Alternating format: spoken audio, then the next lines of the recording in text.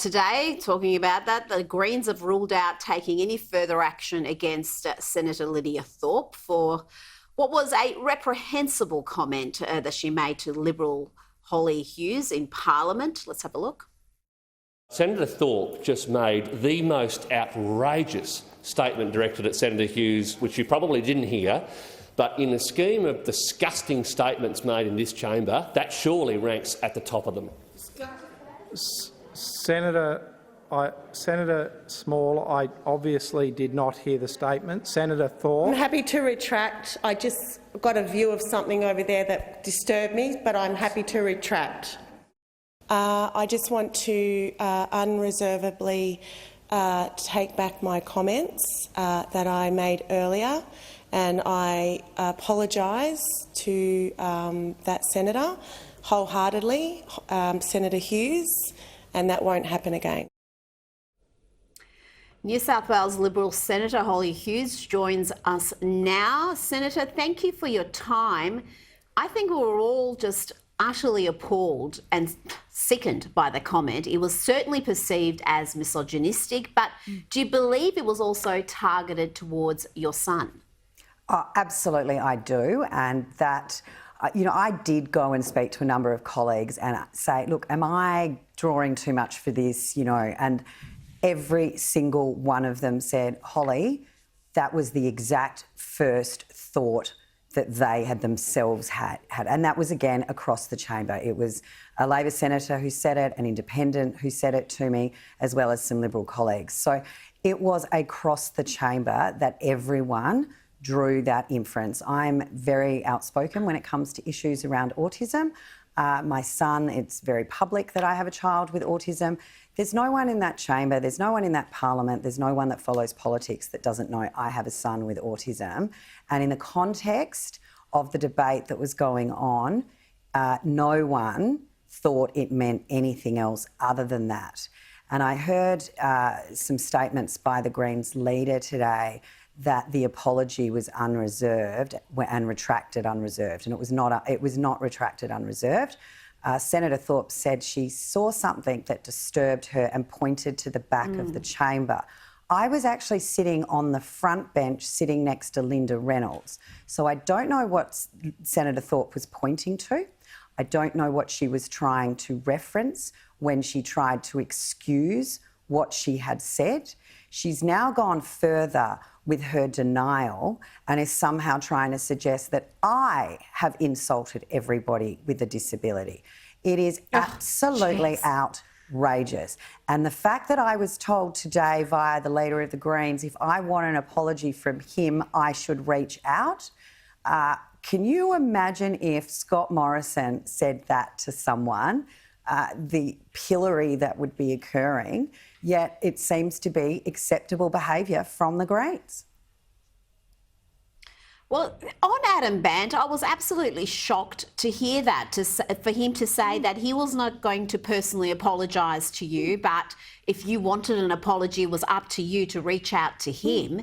And yet, only earlier this week, this is what he tweeted out in response to the Jenkins report. He said 1 in 3 experience bullying, 1 in 3 experience sexual harassment. For shame, I thank Brittany Higgins and all the survivors for their courage in the face of an overwhelming toxic and abusive culture. The PM can't claim ignorance or shift blame anymore. But is it him or the PM who's ignoring toxic and abusive behaviour here? This is his senator. Why is he not doing something more? What's it going to cost him to reach out to you and say, I'm sorry this happened to you, I know it's hurt you? Well, and it's not only Adam Bandt, I'd like to make the point. When Tanya Plibersek was first questioned about this, the first thing she said was, if it's true. Now, I'm sure you could go through and find plenty of tweets that Tanya's put out around believe her, believe all women, and certainly she was very willing to not believe what happened to me if it was true. This is when the senator had been forced to apologise in the Senate. And I also like to make the point, I do not believe she did it voluntarily.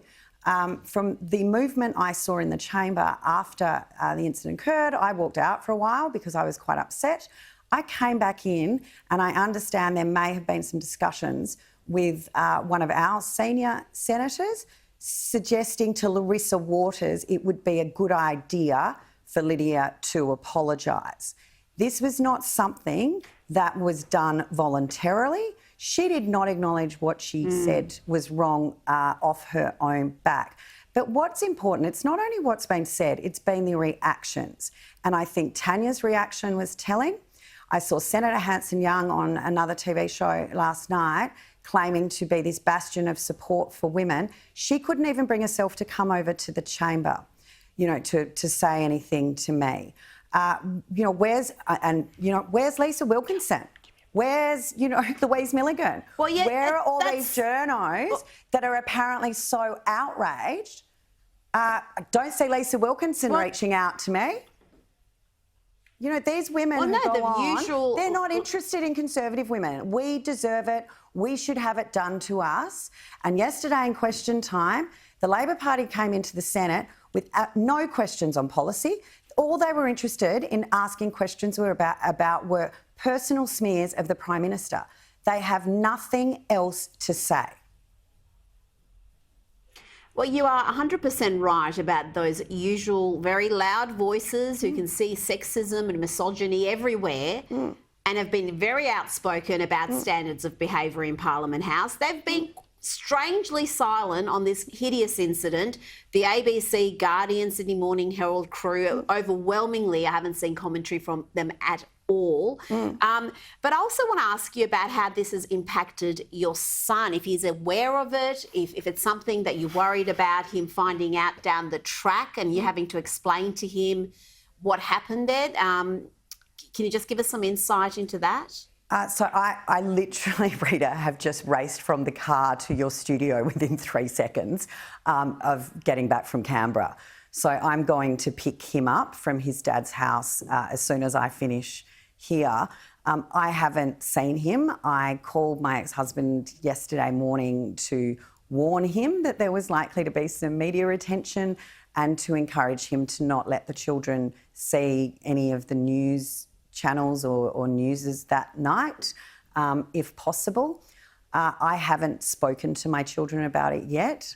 I'm going to have to, particularly my daughter who's almost 15, how do I explain this to her? Today is International World Day of People with Disabilities, and I have to explain to my children that the inference was made that their brother shouldn't be there. It's just, I don't know how they're going to handle that.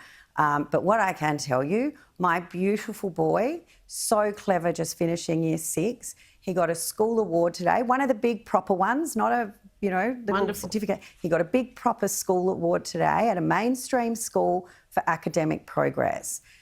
He is an amazing child, and I honestly don't know how I'm going to deal with it with him, but he is coming with me on a visit on Sunday.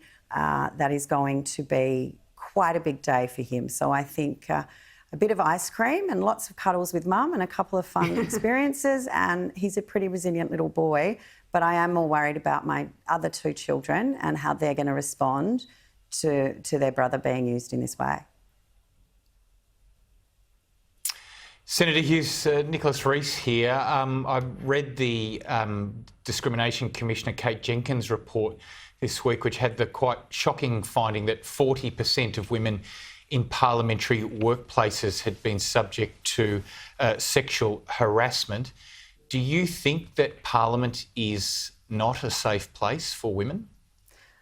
Look, I don't think that that's the case. The 40% was 40% of the survey respondents, which was less than a quarter of the staff in the building at the moment. So I think we do need to accept that if you have experienced something in that manner, you would have been more inclined to participate in the survey. So I think the numbers may be a little high.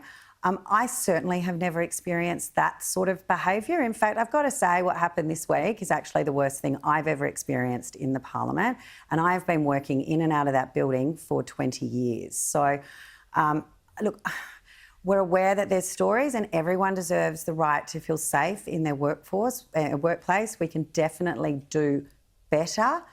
But I feel that some of these smears around all politicians, and it's, you know, such a terrible place all of the time, isn't truly reflective. We saw some vile things this week. I think we're leading up to an election. And, you know, people who are normally quite friendly from the other side, it was a bit more standoffish over the last couple of weeks. But generally, it's a great place to work. I love working in that building and I feel so privileged and honoured to be there. We do need to do better. Everyone acknowledges that. We've already put in a number of the recommendations from the Foster Review. There's recommendations in the Jenkins Review that will be implemented, and they'll be done so in a bipartisan way, and particularly around staff.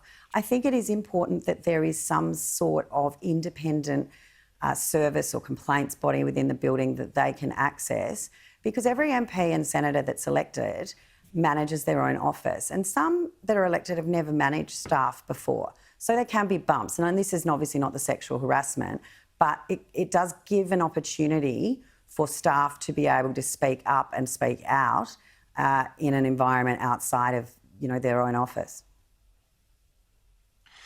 The shocking allegations that were, and I do stress they are allegations, that were levelled against Alan Tudge this week, with his former media advisor telling a story about being actually physically kicked out of bed by him at 4 a.m. and told to F off. Do you think that there's a problem for the Liberal Party and the treatment of female staff? No, I don't. And as you said, the allegations, and Minister Tudge has absolutely strenuously denied them. I think it would have been beneficial if Miss Miller had participated in the investigation when she was invited and the inquiry, and she decided not to and made the announcement yesterday. And I'll note she made the announcement with Sarah Hanson-Young by her side. Sarah Hanson-Young couldn't walk across the chamber to say anything to me when something clearly happened and she was sitting right in front of that senator, yet this isn't an allegation, one that's been absolutely denied, yet there was Sarah Hanson-Young on the soapbox of supporting women. Well, do you feel, Hollie, that this issue, instead of being above politics, has been weaponised to try to go after Conservatives, to try to push a narrative that this is a Conservative issue, when we know the facts show that standards of behaviour and bad behaviour are across all party lines. It is not a Conservative issue, but it seems to be presented that way by many. And I think that just does a disservice to women, because if you actually do want to improve things, that's not the way to go about it. Hang on a second, Rita. Senator Hughes tried to weaponise her own incident by going after Tanya Plibersek before. I'm sorry. Everybody tries to twist the circumstances and make a Now, I know you're backing up here, your little Labor mates. Not one person from senior Labor leadership has been in touch with me or even spoken to me. And most of them I walk past reasonably often in the chamber, particularly during divisions, and sometimes we're all sitting next to each other. I have heard from one male Labor senator and I have heard from 2 Labor MPs who have reached out to me. But to your point, Rita, about using it as a weapon, absolutely. And the targeting of Conservatives is now completely on display. The ABC has not contacted me. The Guardian has not contacted me. Of course not. None of the left-wing cheer squad has contacted me. A couple of news services and some journos from there have contacted me to say how horrified they were, was that their reporters that were covering the day focused on Minister Tudge and cut out my part of the story because it didn't assist their narrative that a Conservative woman had been slurred in this way. So if, you know, don't talk about the weaponisation of it within the parliament without looking at how the fair and balanced coverage within the media is totally skewed to supporting Labor and the Greens. They can do no wrong and it is all Conservative problem. The vicious and vile behaviour we saw this week, where's the national broadcaster? Where's my Four Corners story? You know, this is ridiculous. These are allegations versus what we know happened, and Tanya Plibersek's asking if it's true. It is absolutely politicised as a weapon against Conservatives, and when it's done to a Conservative, they hush it up as quick as they can. I mean, if, as I said before, it's if hard Scott to deny Morrison that, demanded Hollie, someone because- reach out to him for an apology, there would be a meltdown. If a Liberal or Labor senator had said what Senator Thorpe said, as a Labor senator said to me, we'd be an independent within 10 minutes of adjournment. I mean, you know, the double standards are actually more offensive to me than, you know, a lot of the other things that I'm saying here. It's actually very hurtful as a woman that this sisterhood has left the playing field when it comes to a Conservative woman being attacked. When Nicole Flint's attacked, there's no one there. But as, you know, an allegation is made, that is denied, that occurred during a consensual affair, that has to stop the nation. I think we can see just right there and then why the media are weaponising this to attack Conservatives.